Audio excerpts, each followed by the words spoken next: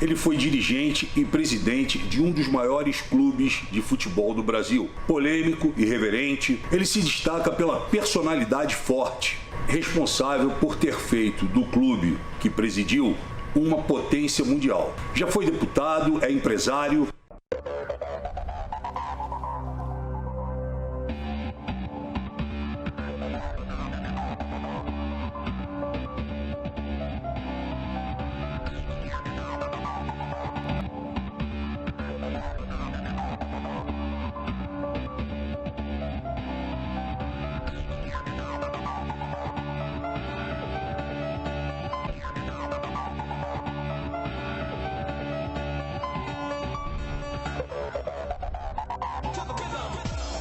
Andrés, boa noite. Muito bom tê-lo aqui no programa. Já há algum tempo eu gostaria, estava querendo trazer você aqui. É uma pessoa que eu gosto, tenho carinho e tenho respeito. Já nos encontramos diversas vezes aí em diversos locais, pela vida. E é um prazer ter você aqui. Antes da gente começar, a entrevista, já está bombando aí no Twitter, Facebook, desde a hora e do dia que nós anunciamos que você viria fazer aqui, eu seria o entrevistado, muitas perguntas para você, principalmente da nação corintiana, enfim. Mas, infelizmente, no dia de hoje, perdemos o ídolo do Corinthians e campeão mundial de 2000, o Gilmar Fubá. Ele faleceu nessa segunda-feira. Desejamos muita força aos familiares, aos amigos, no Corinthians ele foi campeão de quase tudo, Campeão mundial de clubes. Paulista, 2 brasileiro e mundial. Aí, ninguém melhor do que o presidente para falar, E a nação está em luto, Nós temos aí a foto do Gilmar Fubá, grande jogador. Corintiano raiz da Zona Leste de São Mateus. Eu queria que você falasse um pouco sobre ele. O Gilmar, falar ele como atleta, como pessoa, é difícil porque a maioria dos corintianos e as pessoas conhecem, mas o que me deixou impressionado com o Gilmar foi que ele teve essa maldita doença, desse câncer aí, em 15 para 16. E até ontem, ele na situação muito crítica, ele estava feliz, alegre, só transmitia alegria para as pessoas, e tudo passa, tudo vai melhorar. Então, acho que fica esse carinho, esse respeito por ele. E principalmente que ele mostrava para a nação corintiana e para todos, A alegria de viver e a vontade de fortalecer e passar por tudo que ele passou por dificuldade. Muito bem. A vida tem que seguir, Nós estamos atravessando um momento, cruel nessa pandemia, essa crise sanitária mundial e o país, o Brasil, sem vacinas suficientes para toda a nossa população, com vários desencontros entre o governo federal, os governos estaduais. Estamos passando realmente, talvez até do limite, quase 2.000 pessoas morrendo por dia. Realmente aqui, onde nós estamos hoje, no estado de São Paulo, na cidade de São Paulo, nós estamos vivendo uma situação muito crítica, mas tomamos todos os cuidados para fazer essa entrevista aqui com o Andrés.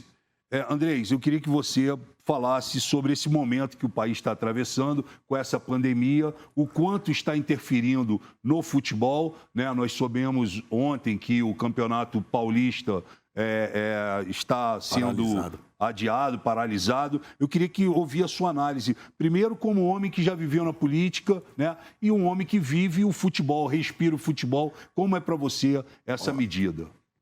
Como você falou no começo, infelizmente ou felizmente, eu sou um cara sincero e não deixo de dar minhas opiniões, Claro.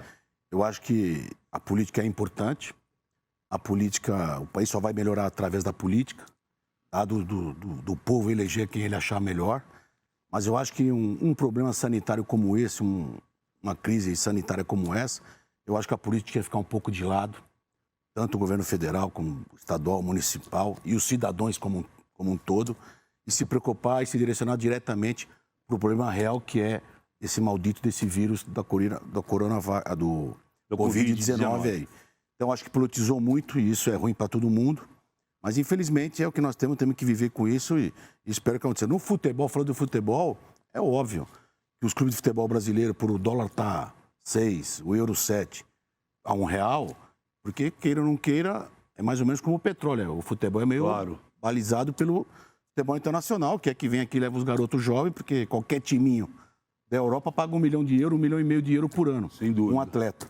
E no Brasil, 1 milhão de euros, 1,5 milhão de euros são 600, 700, 800 mil reais por mês.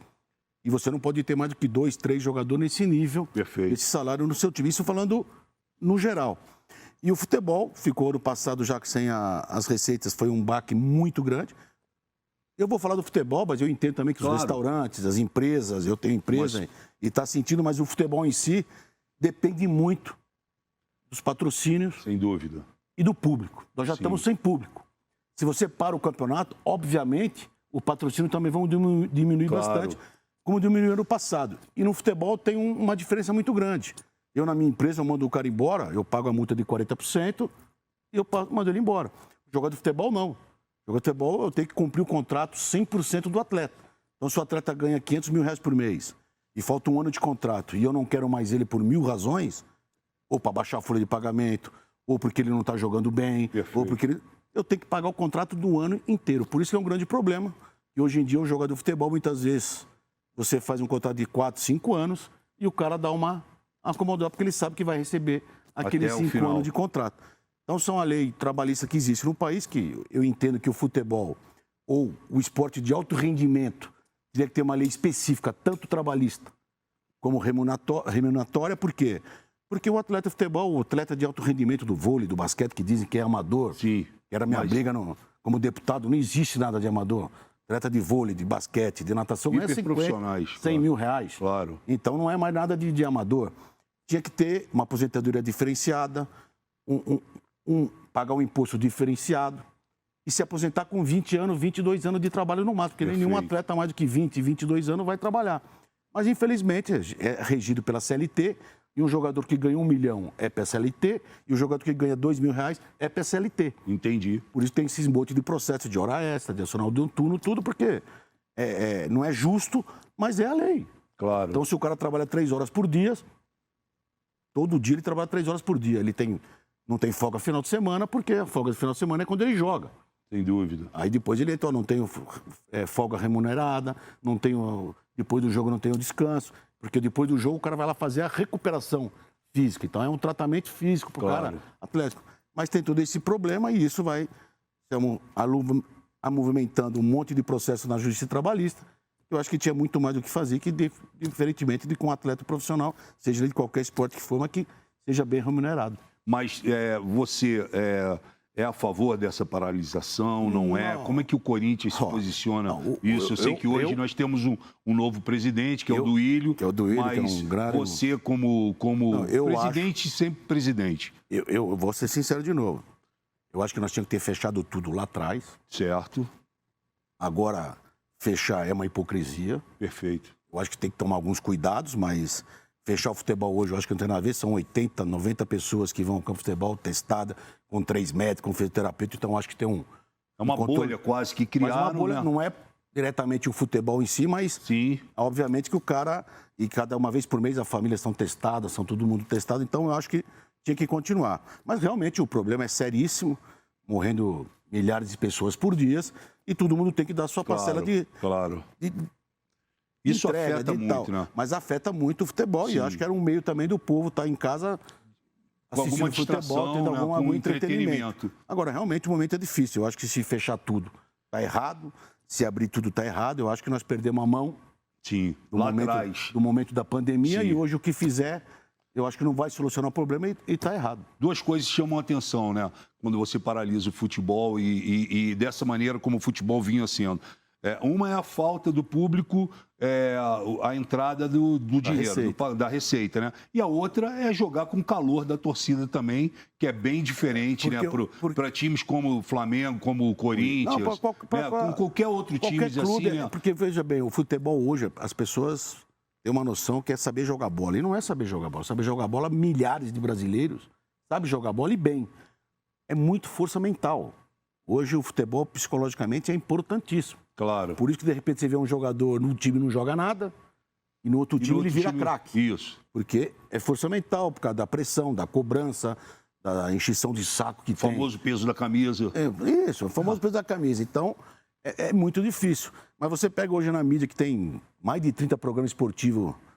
Esportivo não, né? De futebol, que falam esportivo, mas é só futebol. Mas é só futebol. É que nem na Câmara lá. Você tá lá hoje, eu fazia parte da comissão de esporte. De esporte. Pô, 2, 3 vezes eu briguei lá, tá até registrado. Falei, pô, mas só se fala de futebol, pô, então vamos fazer de outra coisa. Vamos fazer uma comissão de esporte só de futebol e o resto. E os programas esportivos são iguais. E muitos falam que tem que parar, outros falam que não tem que parar, outros dão opinião disso. É o tal da democracia que está ficando um pouco pesado, porque hoje em dia a tua opinião só não vale, né? Claro. A tua opinião todo mundo questiona. Claro. Ó, as redes sociais já estão bombando aqui, mas eu tenho algumas coisas. 2 meses após assumir a presidência, o Timão passou pelo pior momento da sua história, o rebaixamento para a Série B do Campeonato Brasileiro. Como é você, como líder ali, na verdade, no máximo, como que é um Corinthians quando vai para uma Série B?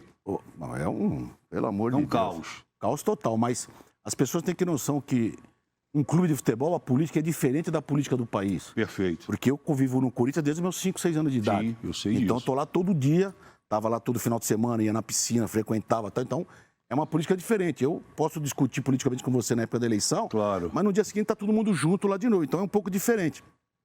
Então, eu já era diretor da base desde 89, já vim trabalhando, e eu assumi o Corinthians em 10 de outubro de 2007, quando faltavam 7 jogos para cair para a segunda divisão. Então, eu hoje pergunto, pô, não foi você que caiu? Falei, não, eu também tenho minha parte de culpa. Claro. Cada um vai dar a sua parcela. Eu tenho minha parcela também, porque eu também era dirigente. Mas foi um ano muito difícil. Para um time de futebol que é paixão pura, obviamente o Corinthians cair para a segunda divisão foi uma loucura total para nós corintianos. Mas você encontra força também ali para ressurgir, renascer. Foi o tal do dia que eu falei. A partir de hoje é 11 camisas e 40 milhões de corintianos contra tudo e contra todos.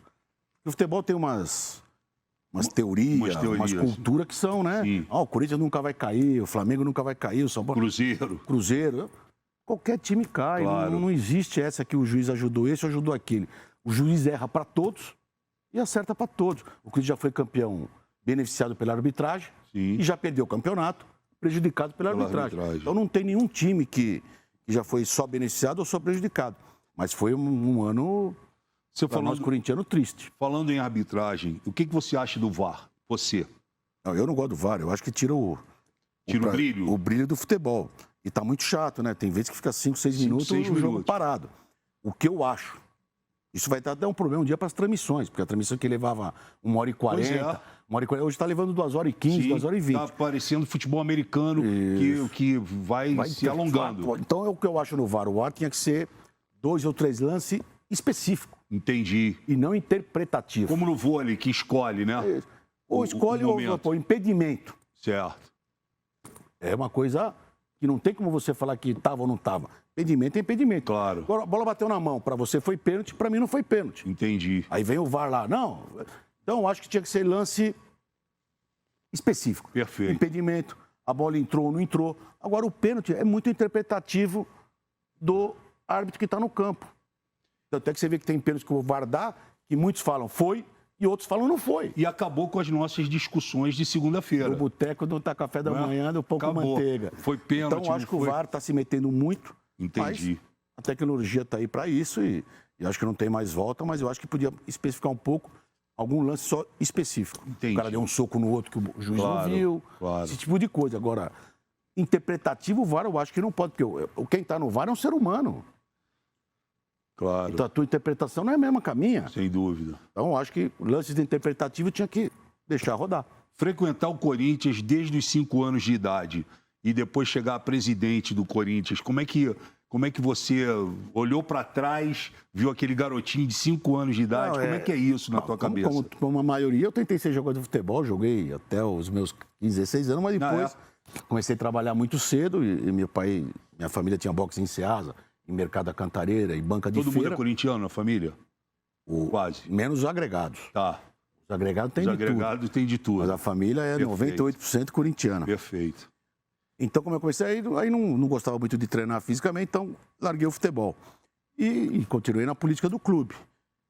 Mas é um sonho realizado. Olhar para trás, o garoto que brincava. Onde eu cheguei. Claro. Como presidente do Corinthians, e com acertos e erros, mas Claro. Acredito eu que tenha sido um bom presidente. Mais acertos do que erros, eu vou te falar. Isso é o tal da interpretação, Sim, o tal do interpretativo. exatamente. Cada um tem sua opinião, né? Eu quero aproveitar aqui porque muitas vezes eu tive a oportunidade de conversar com o Andrés e ele sempre teve planos, né, ali para a Fazendinha, teve planos para mudar a estrutura do clube, até porque com a chegada, com a mudança, esses novos tempos, hoje nós temos em todos os apartamentos, nós temos, né, piscina, academia Qualquer de ginástica. kitnet tem uma piscina, Pois é, tem uma né? quadra de futebol. E eu acho que o clube, aquele clube de você pagar a mensalidade, ter a carteirinha, eu acho que isso deve ter diminuído ao longo dos anos.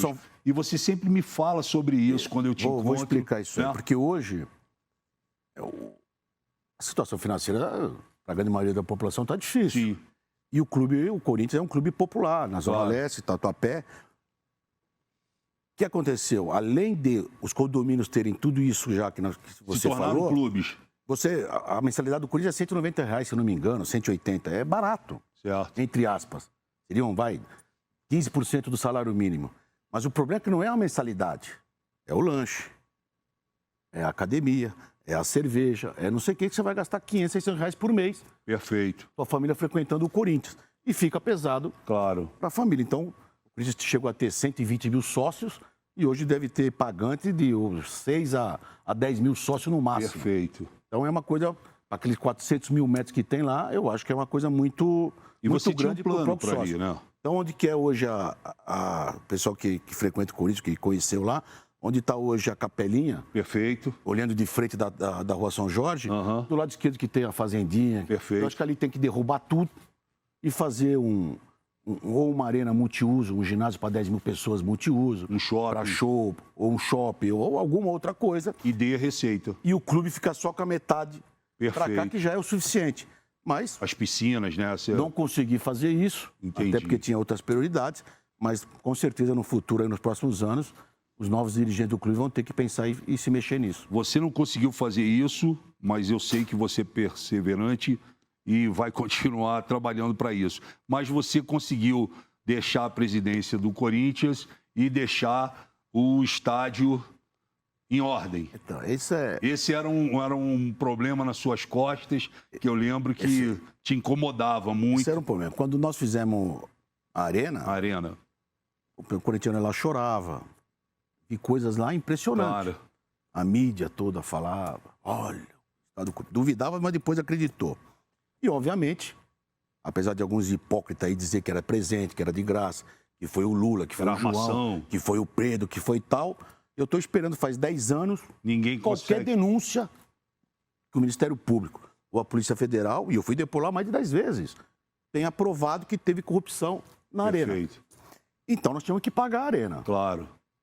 E ficou no projeto, ficou decidido que toda a receita da arena ia para pagar Claro, a parcela. as parcelas do estádio. E depois de 2, 3 anos, começou o problema financeiro, porque Claro. você perde uma renda, uma receita muito grande, aí vem as hipocrisias. As pessoas reclamando, porra, quebrou o Corinthians. Como é que pode? Não tem receita, não dá para fazer isso, não dá para fazer aquilo. E eu ficava assustado com aquilo Claro, tudo, né? claro. Falei, pô, mas nós temos que pagar. O Corinthians pagou para a Caixa até o começo do ano passado 208 milhões.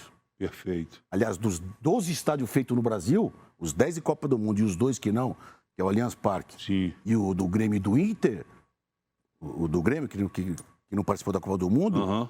se você me provar, até você como deputado, Claro. que algum estádio desses aí pagou uma prestação, o Banco do Brasil, ou para a Caixa, ou para quem quer que seja, eu fico quieto. Entendi. Ninguém pagou nada. O Entendi. único clube que está pagando é o Corinthians. Então eu tinha, depois que eu saí da presidência, que inaugurou o estádio, ficou aquele tal do monstro, é 2 bilhão, é 3 bilhão, é 1 Culpa do bilhão e meio, Andrés. é um Andrés que não sei o quê, não sei o quê. E quando eu voltei dessa segunda vez, eu voltei realmente para tentar fechar o nome do estádio e acertar com a Caixa. E me dediquei muito a isso e não Sim. a outras coisas. Claro. Então nós fizemos um acordo com a Odebrecht que 70% da dívida foi quitada. Perfeito. Nós demos os CIDs, demos todas aquelas coisas para eles. Falta uma parte ainda que estamos esperando a recuperação judicial. Graças a Deus fechamos o nome do estádio, com a Neoquímica Arena. Arena. Claro. Fomos na Caixa, acertamos um acordo com a Caixa, vamos pagar 17 prestações de 38 milhões. Então você pega o que você tem de nome de estádio por 20 anos. Claro. Então vai ficar muito pouco. Então, quando voltar ao público, se Deus quiser, o mais rápido possível, de 60% a 80% da receita da Arena vai vir para os cofres do clube. O clube vai pagar uma prestação hoje já definida. E é isso. Mas e essas coisas vão decepcionando, porque o nego falava que custava 2 bilhões sem ver o contrato. Você se decepciona com o futebol? Muito. Os últimos anos aí estou decepcionado. Tanto é que eu falei que saí do Corinthians e não volto mais, e é verdade, não volto mais porque a decepção é muito grande. Eu acho O difícil. futebol está chato, caro e perigoso. Como está o país? Agora, é muito mimimi. Sim, e você até me chamou a atenção para uma coisa. Você falou de alguns estádios que foram construídos para a Copa. Agora, na Arena do Corinthians tem jogo. Tem estádios aí que gastaram milhões e milhões e estão fechados. Não tem um jogo. Essa é uma briga que eu tive lá atrás. O Ricardo Teixeira e o ex-presidente Lula levam muita culpa disso. Uhum. E quiseram pôr em Belém, quiseram pôr em Manaus, e não é verdade. Isso foi briga de senadores, de governadores, que todo mundo queria ter participação na Copa do Mundo. Na Copa do Mundo. E isso fugia do controle, claro, tanto do presidente do país na época, como do Ricardo Teixeira. E aí foi feito isso aí. Então eu entendo que em Manaus, com todo respeito a Manaus, claro, tinha que fazer um estádio para 10 mil pessoas. Que comportasse o público de Manaus. 10 mil pessoas e 20 mil lugares ou 30 mil lugares. Como é que diz quando é? Retrátil ali, quando você põe e tira quando você quer. Coloca e tira. Que nem o Corinthians. Claro. O Corinthians era obrigado a ter um estádio de no mínimo 65 mil pessoas. Como vocês fizeram na Copa. Porque era abertura de Copa. Sim, abertura de Copa. E te falo, muita gente em São Paulo tentou fazer para 70 mil pessoas. Perfeito. E eu bati o pé e falei, impossível. Não. No máximo 40 mil pessoas, faz 25 mil lugares. 48 mil pessoas, faz 20 mil lugares.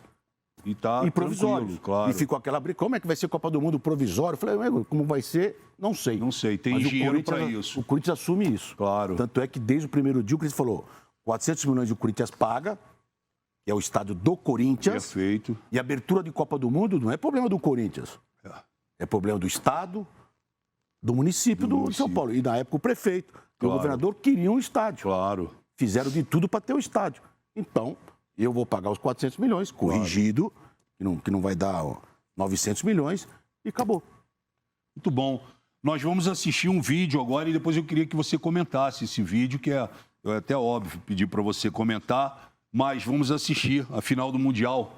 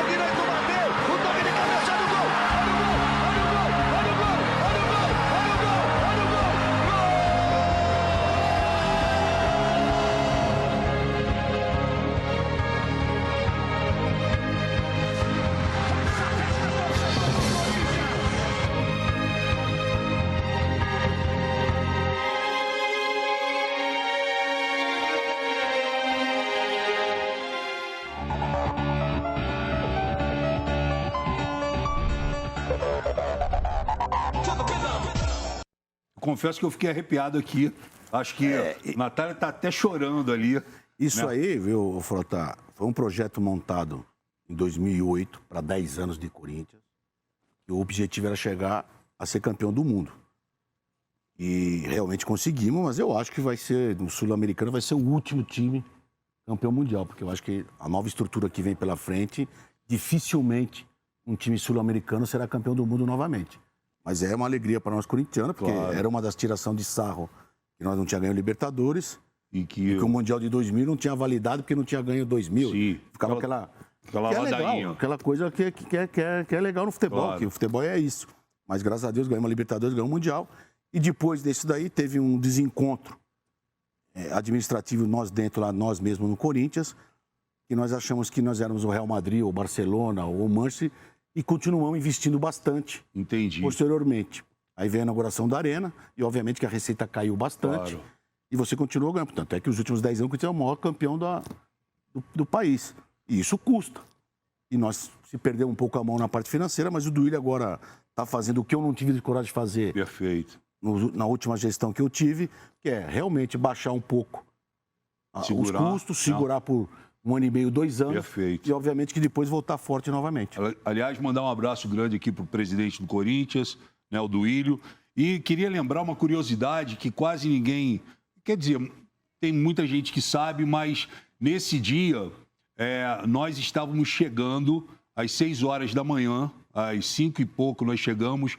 Eu jogava futebol americano no Corinthians e um dia antes nós tínhamos sido campeões brasileiros de futebol americano. E quando chegamos no Corinthians, deixamos o ônibus e fomos direto para a loja do Corinthians, do Nelsinho lá, o Nelsinho, todo mundo, e fomos assistir o jogo de lá. Né? Então foram dois momentos importantes. O Corinthians hoje talvez seja um dos únicos clubes de futebol que tem futebol americano já há 8, 9 anos. E a mídia ninguém fala nada. E eu vou te contar uma novidade. Antes, tem uma foto minha no dia que o Andrés me deu a camisa do Corinthians, a camisa 77. Olha lá. Tá ali. Foi o dia que a gente selou. E eu fui muito feliz porque eu joguei 4 anos de futebol americano no Corinthians e ganhamos tudo que a gente podia ganhar. Né? Foi bicampeão brasileiro, tetra campeão paulista, foi campeão da Copa que aconteceu no Chile. Era meio sul-americano. Meio sul-americano. Assim. Então foi muito legal essa passagem. Para mim foi muito bom. Foi uma experiência, né? E fui muito bem recebido no clube, principalmente pelo Andrés, pelo Ricardo Trigo. E falando, o Ricardo Trigo é a pessoa que organiza todo o a gestora do futebol americano, que é um cara muito importante, que tem valor pouco, porque infelizmente só se vê futebol. E aí o que nós fizemos? Como o futebol americano, apesar de tudo isso, na pandemia e etc e tal, o futebol americano ele continua crescendo, Andrés. E o que nós fizemos com a ideia do Ricardo Trigo? O Parque Tietê, ele estava jogado. Então, o Ricardo Trigo preparou um projeto, nós levamos ao governador Dória e, estou falando isso aqui já em primeira mão, o Ricardo Trigo recebeu das mãos do governador Dória e também do secretário Penido o direito de exploração daquele local, né, do Parque Tietê, onde será feito o primeiro núcleo de treinamento, né, profissional do futebol americano. Vai ser feito um campo de futebol americano para treinos e para mais uma série de coisas, campo multiuso. Nós brasileiros, nós paulistanos, brigamos com o negócio da Cracolândia. Sim. É médico falando, é polícia. Sim. A solução lá, posso ser que eu me engane, claro. É fácil. É você pôr lá ex-jogadores, professores que estão disponíveis, e dar vôlei, basquete, futebol, futebol americano. Os caras faziam a disputa entre eles lá, você vai ver como vai melhorar. É isso aí, é isso aí. Eu acredito que só sai fora das drogas os viciados, os doentes em droga, com o esporte. É verdade, você tem toda a razão. E isso partiu do Ricardo Trigo, né, que é um gestor do futebol americano, um lutador, um guerreiro. Em breve a gente vai receber o Trigo aqui, mas só para te falar que foi assinado na semana passada. Parabéns. Ele ficou muito feliz e toda a nação de torcedores e também jogadores de futebol americano terão um espaço agora muito bacana, que será aproveitado também com outras modalidades, tá? Eu quero assistir mais um vídeo aqui, o momento da eleição do Andrés Sanches. Vamos ver. Tudo bem, Vogan? Muito boa tarde a você, boa tarde para os amigos que acompanham mais essa transmissão.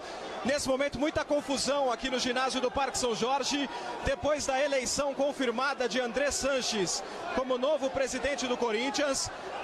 Membros de torcidas organizadas e também da oposição invadiram o local e estão tentando agredir o candidato eleito. As seguranças agora estão tentando proteger o Andrés Sanches. Ele foi colocado no banheiro feminino aqui do ginásio. Essas imagens são ao vivo, aqui direto do Parque São Jorge. O Andrés Sanches venceu em primeiro lugar.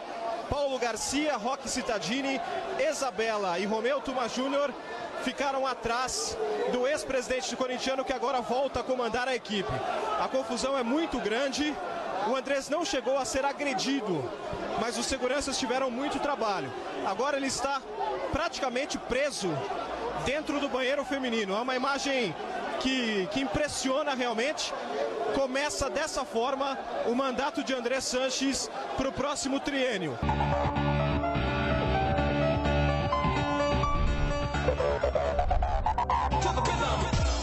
Você falar sobre isso, eu acho que o fato de você começar o mandato de dentro do banheiro feminino deu origem a esse time de futebol feminino que hoje é imbatível, está ganhando tudo. Eu acho que é um simbolismo muito grande isso. Mas fala, o que é isso? É o Corinthians? O que foi isso? Não, isso não é o Corinthians. Isso, o que é esse momento Isso foram 4 pessoas. Perfeito.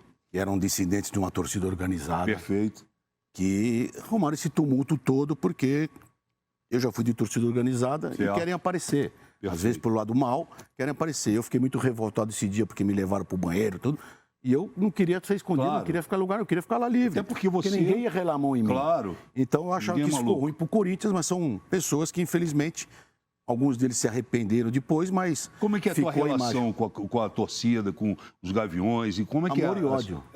É de amor Mas e ódio? Eu sou um cara que respeito muito eles, porque eles são realmente dedicados 100% ao Corinthians. Certo. Algumas vezes exagera, como todo mundo exagera, mas são pessoas que se dedicam totalmente ao Corinthians. E que eu sempre falei, torcida organizada tem bandido, tem ladrão, tem assassino, tem homossexual, tem branco, tem negro, tem japonês, tem de tudo, mas a maioria são gente boa. Claro. E, infelizmente, uma minoria muito pequena que apronta tudo isso que se apronta e fica com essa fama que a torcida organizada é só bandida, é só não sei quem, é só não sei cá. E não é a verdade. Como é que é para você, na época como você era presidente, acredito que eu sempre tive essa vontade de fazer essa pergunta. Como que é ser presidente e lidar com as torcidas, né, com a torcida organizada? Até onde vai o limite? Como é que você lida com isso no dia a dia, com essa pressão, Andrés? O limite é o dia a dia que vai achando o limite. Às vezes, Entendi. Como nesse dia, ultrapassa o limite. Mas é pura paixão. Então, quando você perde um jogo importante, quando você tem... A torcida realmente é grande, mas se revolta, te xinga, te faz tudo. Mas, no fundo, ele sabe o que cada um representou e representa para o Corinthians. E, no fundo, eles respeitam bastante isso.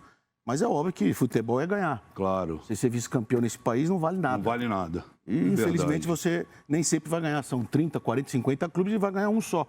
Então, mas é paixão pura e, às vezes, ultrapassa. Mas eu sempre me dei bem, respeito muito eles, como também sempre fui muito bem respeitado. Eu esqueci de comentar com você, quando acabou ali o vídeo do Corinthians campeão mundial, a defesa do Cássio. Aí você... Qual delas? Aquela que a bola... Todas foram mas não, aquela quase que bateu realmente aqui embaixo o Cássio, nesse jogo, foi o grande jogador do Corinthians. Ele é um grande goleiro, né? É um excelente goleiro, um excelente ser humano. Só fico triste depois que ganhou, né? Que quem merecia fazer o gol era o Danilo, né? O Danilo é uma história bonita e tal, mas o importante para nós na época era ter sido campeão. Mas o Cássio realmente foi um herói ali. Um herói nesse jogo aí. Foi um herói. Falando em jogo, vamos assistir alguns melhores gols do Corinthians. Roda. Augusto ajeita de primeira para Luciano. Luciano tem habilidade, entrega no Malcom. Linda bola para o Elias, bateu para o gol! Aí, ó, Elias, Jadson, sai a tabela, bola enfiada. Renato pro Elias, golaço! Como ele começou. Lindo lance do Bruno Henrique, rolou a bola pro Danilo. Sensacional pro Lucas!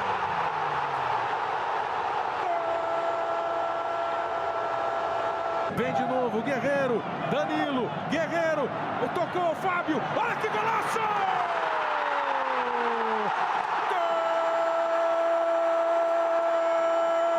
Chega tocando o time do Corinthians, é mais time, a bola no meio, Elias botou na frente, olha o gol, olha o gol, olha o gol, olha o gol, olha o gol. Corinthians, bola na direita para Danilo, para Jadson, levantou para Elias, entrou, bateu, é gol!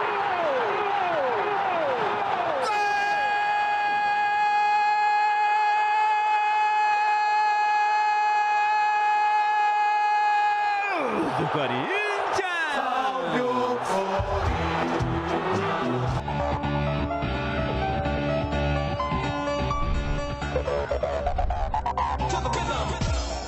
Era uma máquina de fazer gol? Não, isso que o torcedor não entende, e uma parte dessa imprensa hipócrita não entende.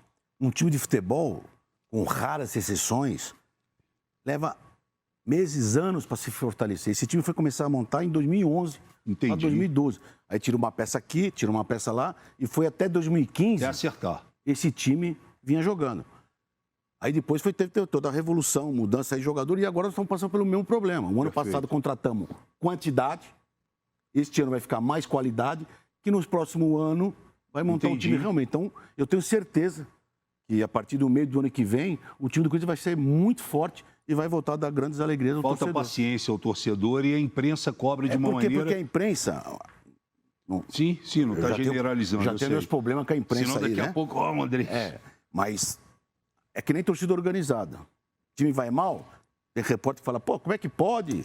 Ninguém vai cobrar lá, a torcida não vai lá. Aí a torcida vai. Rojão, pedra, não sei o quê, pô, tudo bandido. Como é que pode estar 3 horas da tarde lá? Então, é o país que nós estamos vivendo ultimamente. Mas eu acho que o Corinthians tem que ser cobrado, tem que tudo agora, tem que ter um pouco de paciência. Um time de futebol com raras exceções leva anos para se montar. Sem dúvida, sem dúvida. Deixa eu te falar um negócio. Eu acompanhei bem, né, a sua relação com o Ronaldo. Também é uma relação de amor e ódio. Não, com ele não. Não, mas ódio, assim, eu vejo, já vi os dois discutindo. Quando ele bebia era ódio, hoje já vi os dois discutindo, já vi os dois curtindo o carnaval no camarote, no carnaval também. Mas você foi responsável pela chegada dele, né, no momento em que todo mundo achava que ele já tinha terminado para o futebol. E aí você traz o Ronaldo naquele momento. Como que foi isso e como que é a sua relação com ele? Na verdade, foi o doutor Joaquim Grava. Doutor Joaquim. O empresário Todé. Todé, que é meu amigo. O Ricardo Rocha. Certo. O Djalminha e o Caio. E o Vampeta, que começaram a pôr na minha cabeça que tinha que trazer o Ronaldo. Que turma boa, hein? E eu na segunda divisão, disputando a segunda divisão. Time de uma situação muito difícil. Falei, mano, vocês estão de brincadeira. Eu não tenho...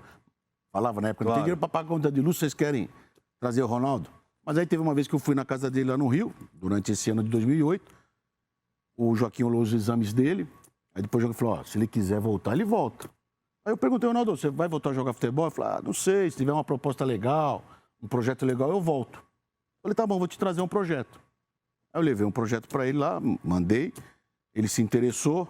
Aí ficou os empresários dele, os advogados dele conosco. E no último dia de premiação, no 2008... O Luiz Paulo Rosemar mandou um e-mail e falou, esquece, não vai ter condições, eles estão pedindo absurdo, coisa loucura. E eu fui para o Rio de Janeiro, o Ronaldo me ligou, nós fomos tomar café da manhã no hotel Novo Mundo, no Flamengo, no bairro do Flamengo. Perfeito. E lá tomamos aquela briga, os dois, o Luiz Paulo e o empresário dele discutindo e tal.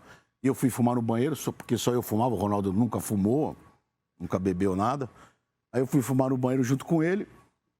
E eu falei, Cordô, tem que ir embora, meu. Eu tô cheio de pepino no Corinthians, eu tenho que ir embora. Mas o que você quer fazer? Eu falei, eu quero ir embora. Isso aqui é coisa pra louco. Era quantas camisas, quanto ingresso, quanto não sei o que. Eu falei, mas isso é coisa pra louco, pô. Falei, volta lá e fala o que você quiser e vai embora. Eu falei, mas fala o quê? Fala, você viu lá, fala o que você quiser. Aí eu voltei na mesa, o Luiz Paulo e o Fabiano Fará era o nome do rapaz. Se pegando lá, eu falei, eu vou pagar tanto por mês. O que vender na manga, que nós nunca vendemos, 70 T ou 30 do Corinthians. A barra que nós nunca vendemos, bababá. Vamos vender. Todos os contratos que você tem hoje é tudo teu. A partir de hoje, no mundo, é tudo teu. E no Brasil, é meio a meio e tal. Ele levantou e falou, sou jogador do Corinthians. Eu pus tudo isso num guardanapo. Falou, sou jogador do Corinthians. Não, peraí. Ele falou, sou jogador do Corinthians. Ele se apresentou, começou a treinar, não tinha nem contrato assinado. Mas depois eu entendi o porquê de tudo isso, né? Com os anos passando. O Ronaldo é um cara de alto rendimento, um cara que vive para ganhar. E ele tinha dois desafios na vida dele. Um era voltar a jogar bola. Certo. E o segundo era a Copa do Mundo. Perfeito. De 2010. Ele voltou, começou a jogar e jogar bem. Quando ele perdeu a Copa do Mundo, porque ele machucou contra o Palmeiras, ficou lá 2, 3 meses, foi aí que acabou o ano que ele aí realmente parou de jogar, porque ele sabia que para 2014 realmente não ia dar. Claro. Então esse era os grandes desafios dele. E foi um cara muito importante para o Corinthians, como o Corinthians também foi muito importante para ele. Para dizer a verdade, eu acho que o Ronaldo foi importante para o Corinthians no mundo e o Corinthians foi importante para o Ronaldo no Brasil naquele momento. Perfeito, perfeito. Aqui, ó, em 25 de novembro de 2011, você foi convidado, né, pelo então presidente da CBF, Ricardo Teixeira, para assumir o cargo de diretor de seleções. Como que você define sua passagem pela seleção brasileira? Como que foi você na CBF? Conta pra gente pouco. Ele provoca, né? Veja bem, quando o Ricardo Teixeira, com todos os defeitos do Ricardo Teixeira, que nego acho, mas para mim foi um um excelente presidente da CBF, mudou muito bem o futebol brasileiro para muitas coisas. E tem os defeitos como todos nós temos. Mas quando ele me convidou, no dia que eu assumi realmente, ele falou, daqui para lá é futebol, você decide, daqui para cá é administrativo, decido eu. E eu continuei trabalhando. E durante esse trabalho, queriam tirar o Mano Menezes de qualquer jeito. Perfeito. E eu era contra, porque eu estava lá fazia 3, 4 meses, aí que o Ricardo foi embora, assumiu o Marco Polo e o Marinho, e eu era contra. Falei, vamos esperar até a Copa das Confederações, se realmente o time não melhorar, aí vamos mudar. Mas eles ficaram com aquele negócio remoendo, e um dia mandaram ele embora. Eu que dei a notícia, mandaram ele embora. E eu falei, quem vai ser o treinador? Eles falaram, não tem, vamos esperar o final do ano para a gente ver quem é. Mas depois eu soube no meio do caminho que eles já tinham contratado o treinador. Perfeito. Aí não bastava outra coisa, ir lá pedir demissão e ir embora. Claro. Fui o primeiro dirigente da história do futebol brasileiro a pedir demissão da CBF. Eu não podia ficar com o diretor de seleção. Tomando bola nas costas. Se o presidente contratou um treinador, porque ele tem o direito de contratar quem ele quiser, mas que eu soubesse e tivesse participação. Como é que eu ia falar com um treinador que chegou lá que ele sabia que eu sabia que ele não ia ser o treinador? Então, eu pedi demissão por causa disso aí. Entendi. Não foi porque tiraram o Mano, não foi nada disso. Eu acho que o Mano, o presidente tem o direito de fazer. Eu já fui presidente de clube, ele tem o direito de fazer aquilo que ele quer. Mas ele não pode deixar um diretor dele que vai trabalhar exatamente junto com essa pessoa de fora disso. E por isso que eu pedi demissão do CBF. Mas hoje eu fico feliz por ter saído, mas triste porque eu entendo que se tivesse continuado o projeto que estava em andamento, talvez não teriam passado, talvez, né? Porque futebol tudo é talvez. Nós não tivéssemos passado a vergonha que nós passamos em 2014. No ano passado, eu fui até o Corinthians, fui te pedir um favor gentil. E a primeira coisa que você falou para mim, não sei se você se lembra, quando você me viu, e aí, tá aguentando aquela loucura lá em Brasília? Em outubro de 2014, com 169 mil votos, 834, né? Andrés foi eleito deputado federal pelo estado de São Paulo. E aí, quando eu te encontro no ano passado, você fala, e aí, tá aguentando aquela loucura lá porque eu não aguentei. É isso mesmo? Você não aguentou? Como é que você vê Brasília? Brasília é excelente, mas a Câmara dos Deputados com muitos problemas. Eu acho que o sistema político brasileiro faliu. Eu acho que nós temos que fazer uma reforma. Não essas que foram feitas, que eu estava lá. Perfeito. Um faz de conta. Eu acho que tem que ter uma reforma profunda na política brasileira. Não é negócio de roubo, de corrupção, não é isso não. Estou falando na estrutura da política brasileira. Eu realmente sou uma pessoa mais ágil, mais de fazer mais, de tentar mais. E no Congresso você tem que ter muita paciência. Sim, muitas reuniões. Jogo de cintura. Muito. Não, isso até eu tinha, mas é muita reunião, as coisas não andam. Para fazer um projeto lá que 512 quer, você como hoje deputado sabe que se um não quiser, é praticamente impossível. Sim. Então eu me decepcionei muito, até porque eu nunca tive visão na minha vida como no futuro de ser político. Entendi. Então para mim eu já entrei meio frustrado. E quando você vai para um lugar que você já não tinha aquele prazer de ir, já era mais difícil. Então eu me decepcionei muito e nunca mais não quis ser nem candidato à reeleição e não quero mais saber disso. Mas eu tenho certeza que todo mundo que se dedica a ser um deputado, um senador, o povo tem que respeitar, independente da ala política, porque são pessoas que se dedicam muito e só vai melhorar esse país via política. Não vai ser via varinha mágica. Claro. Vai ser a Câmara dos Deputados, o Congresso, o Senado, tudo isso que vai melhorar a vida do povo.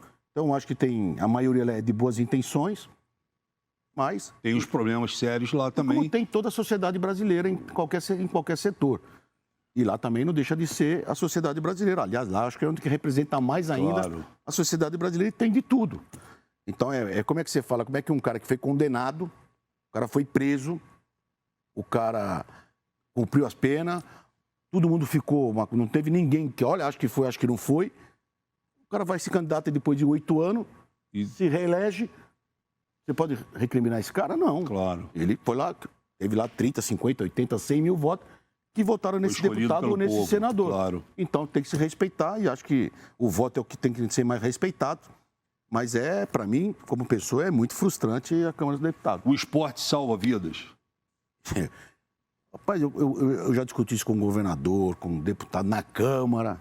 Eu discutia muito isso.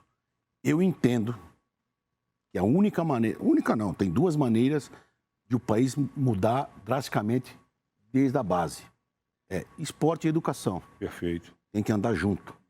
Então, quando como é que chamava ela, a prefeita? Marta. Fez os céus. Perfeito. Bom, eu volto a repetir, que nós estamos num momento muito difícil. Esquece a ala política. Claro. O céu é o futuro do Brasil. Se não, o céu parecido. É o cara ir lá de manhã, 8 horas da manhã, ter o filho na escola. Até meio-dia ele faz as aulas. Da meio-dia às 2 ele tem lá um almoço, um descanso. E à tarde é esporte. Claro. Todo tipo de esporte. Perfeito. Eu acho que essa é a solução. Que é o esporte junto com a educação. E falo para você, faz um projeto, tenta fazer algo junto lá, Cracolândia, em vez de pôr médico, tem que ter médico, mas em vez de pôr público, por tudo, põe esporte lá dentro, para ver se não vai diminuir bastante a Cracolândia. Eu acho que é o único meio dessa doença que nós vivemos hoje, que é uma delas, que é a droga, é via esporte e educação que a gente vai mudar o país. Aliás, para quem não sabe, em Brasília, quando lá no Congresso, assim que o governo Bolsonaro assume, né, a gestão do país, uma das primeiras coisas que o Bolsonaro fez, infelizmente, foi fazer com que o Ministério do Esporte se transformasse numa Secretaria do Esporte, né?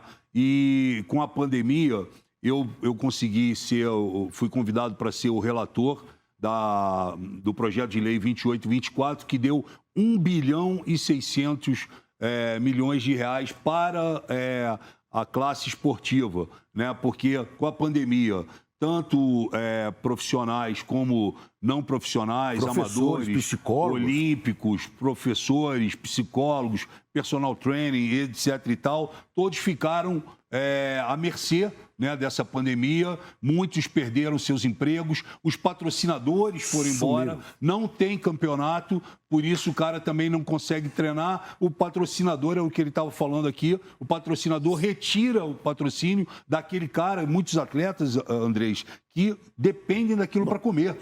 Para comer e para estudar. Sim, exatamente. Muito ajuda aquilo para ele fazer a escola. Claro. Então, foi uma iniciativa maravilhosa. Eu também acho que acabar com o Ministério do Esporte. Até porque esse negócio de acabar o Ministério é uma coisa ridícula, exatamente. Né? Tanto faz você ter 10 ministérios como ter 50. Pois é. Você não pode mandar os funcionários embora. Claro. Então, acabou o esporte. A maioria que estava lá de funcionário vai para a saúde, vai para... Então, você acaba com 25, 30 pessoas que vai ser lá o ministro e alguma assessoria. Mas os de carreira você não pode mandar embora. Então olha, tem que fechar o ministério que vai abaixar os custos, é hipocrisia. Mas eu acho que o Ministério do Esporte é importante, tinha que se voltar urgentemente, e tirar até o futebol do Ministério do Esporte. O futebol não tem nada que ver com o Ministério do Esporte, mas o esporte como um todo, vôlei, basquete, atletismo, natação, depende muito do Ministério do Esporte. Entendi. Olha só, o nosso Facebook, né, temos perguntas aqui do André Mascarenhas, de São Paulo. Na democracia corintiana, Andrés, decisões importantes do dia a dia do clube, como contratações, escalações e regras internas, eram decididas em conjunto. Todos os votos tinham o mesmo peso, do roupeiro ao técnico da equipe. Qual a importância que teve na época e trazendo para os dias de hoje? Seria viável isso? Não, primeiro porque não era assim. Perfeito. A democracia corintiana foi muito importante para o país. No Corinthians não era bem isso. Tá. Mas a democracia corintiana foi importantíssima como um todo. Agora, é inviável, cada um no seu setor. Claro. Quem contrata é o dirigente, é o gerente de futebol, o jogador tem que treinar e trabalhar. No Corinthians tudo é aberto. Até hoje, todo jogador participaram de tudo lá. Contratação de treinador, não contratação. Agora, num grupo de 60, 70 pessoas, tem os prós e tem os contras. Claro. Então, vai pela maioria. Então, se você for pela maioria, a metade vai ficar descontente. Então, você tem uma conversa ali com os líderes, com tudo, mas a decisão sempre vem da gerência de futebol, do diretor de futebol e da presidência. A gente já falou aqui sobre muitas coisas, muitos temas. Eu tenho aqui algumas fotos da época do futebol americano. Eu quero mostrar aqui para a gente relembrar, treinando lá no Corinthians. Né? Bons tempos. Esse foi o time campeão do Corinthians. Né? Só tem pequenininho, né? Isso daí um rapaz levou no nosso treinamento, esse Falcão. E aí foi um touchdown que eu tinha feito. A camisa...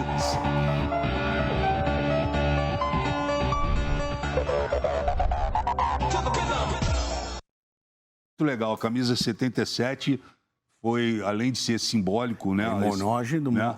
Uma homenagem. Para mim, um dos maiores títulos da história do Corinthians. E para mim, carregar nas costas ali esse 77 era de uma responsabilidade muito grande. Ô, Andrés, a gente está chegando ao final do programa. Fiquei feliz de ter recebido você aqui. Tinha muitas perguntas para fazer. Eu quero deixar o programa à sua disposição. Tudo que você precisar.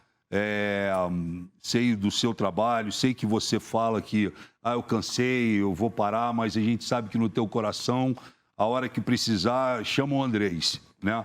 E queria te agradecer pela Natália, pela oportunidade que você deu à Natália. É uma história bem bacana. A Natália estava precisando de uma oportunidade de trabalho, mas eu faço questão de falar. E eu fui até o Corinthians com a Natália, pedi ao Andrés que desse uma oportunidade para ela trabalhar com o Corinthians, que é uma grande paixão dela. A Natália está até aqui assistindo hoje o programa e o Corinthians e o Andrés imediatamente, né, se prontificou a ajudar, e no dia seguinte a Natália já estava praticamente contratada para trabalhar na parte de web, enfim. Só em cima disso. Você teve um grande coração. Por tudo que nós conversamos no dia, eu me achava no direito e no dever, como cidadão, de trazê-la. E deixei claro aquele dia para você e deixo aqui publicamente. Ela está lá, não é por causa de você, nem por causa de mim. Claro. É pela competência dela. Sim, sem dúvida. Falei, olha, por mês aqui eu seguro ela aqui, mas depois vai depender dela de continuar ou não. Então, sem dúvida. Isso fique bem claro. Claro. E se o pessoal lá, não é nem comigo, o pessoal lá do departamento feminino, super claro. Não a quisesse, claro. Não teria condições, não. Mas eu posso te falar que os resultados têm sido excelentes. E o pessoal está adorando ela, mas eu tinha que te agradecer. Nós estamos disputando para o salão quem tem mais lá, tudo, mas vamos ver quem vai ganhar.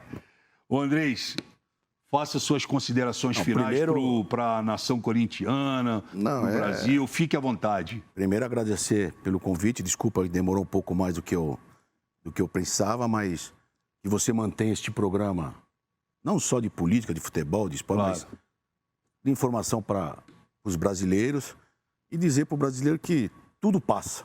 Vamos sofrer bastante ainda, mas o apoio de cada um de nós e não depender só dos políticos, nós fazer nossas partes também, em todos os sentidos, para ser um país melhor e mais brasileiro para todos. E o Corinthians vai dar muita alegria ainda. Com certeza. Com certeza. Tudo é cítrico no futebol. Muito bem. A gente vai ficando por aqui. Na semana que vem, a gente volta com outro grande bate-papo, outro grande convidado. Obrigado, Andrés. Fiquem com Deus e a nossa solidariedade à família do Gilmar Fubá. Nossa, grande amigo. A gente sempre termina com um clipe lá para cima. Hoje a gente vai terminar em silêncio em respeito à família dele. Valeu e obrigado. Tchau.